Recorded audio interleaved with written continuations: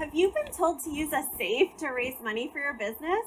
I'm Jenny Kassan. I'm an attorney and capital raising coach, and I want to share with you the things you should know about safes before you use one. So what is a safe? It stands for Simple Agreement for Future Equity, and it was invented fairly recently by an accelerator in Silicon Valley, and it was designed to make it as easy as possible for high growth tech companies to raise money from venture capital style investors. It was really designed to say, hey, let's create a very simple contract that, we don't need to spend a lot of money on lawyers. And using this contract, these very sophisticated investors could put money into these companies early. And really, it's kind of weird what it is. It's kind of just this contract. It's an agreement for future equity. And so basically what the investor is getting is just the promise that in exchange for the money they're putting in, they will get equity in the company in the future when that company goes out and raises money from equity investors. So this is what a safe is. And like I said, they haven't been around for long, and there's different versions. And you might have heard that in the last few years, there's a newer version of safes. So, but before I go into the new safe versus the old safe, I just want to quickly tell you some of my concerns about using a safe to raise money for your business. So number one, like I said, a safe is a very new tool. And I have talked to a few accountants that have concerns that it's not very clear how to treat a safe on your books as a company. There is a risk that at some point the IRS could come back and look at safes and say, we don't think this has been characterized correctly. So there is some tax risk involved in using the safe. Number two, because safes are so recent and they were developed in the heart of Silicon Valley in California, there's still many professional venture capital style investors out there that don't feel comfortable with safes. So there's kind of this reputation of safes that it's easier to use a safe with investors that are based in California versus investors in other parts of the country.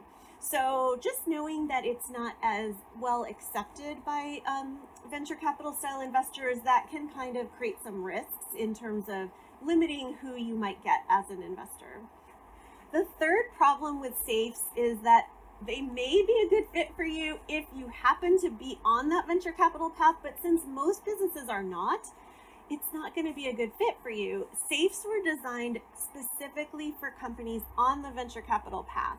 They're really not a good fit if you're not on that path. And what do I mean when I say on the venture capital path? It's a very specific type of company that raises money that way. It's generally going to be a high growth tech company that's planning to grow very fast, dominate the market, raise multiple rounds of funding, and then have a big exit, hopefully within 5 to 7 years, by selling to another company.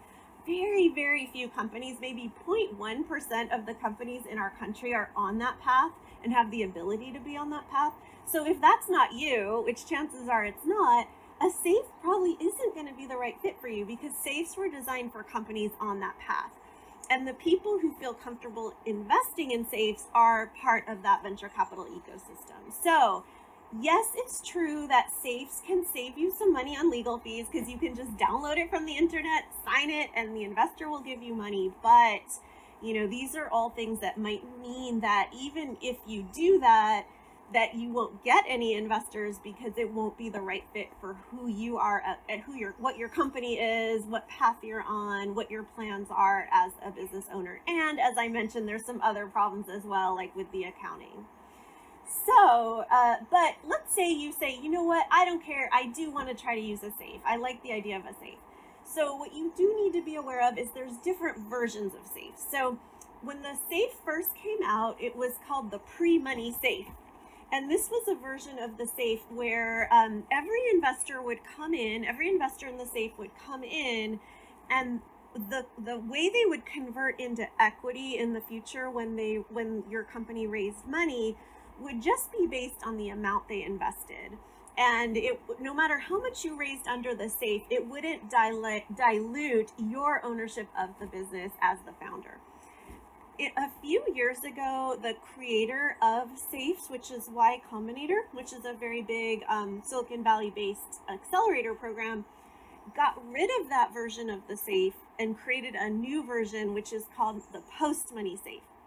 The post money safe is much more investor friendly because it locks in the investors into a particular percentage ownership of the company.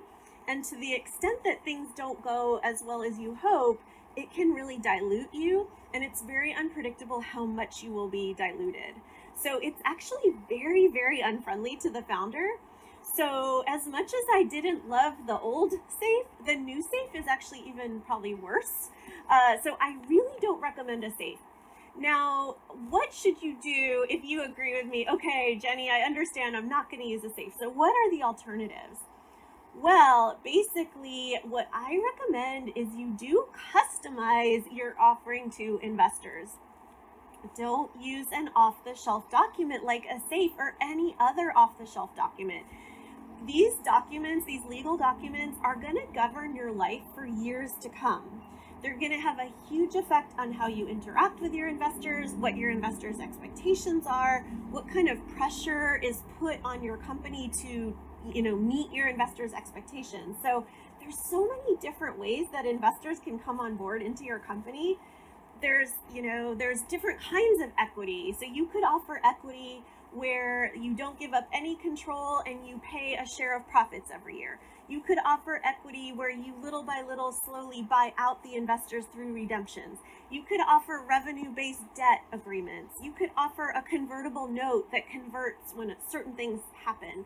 So really there's an infinite number of ways that you can relate to investors and the types of legal documents that you can have that create your relationship with investors. And so I highly recommend you take the time to work with someone who knows what they're doing to help you design exactly what is the best thing to offer to investors.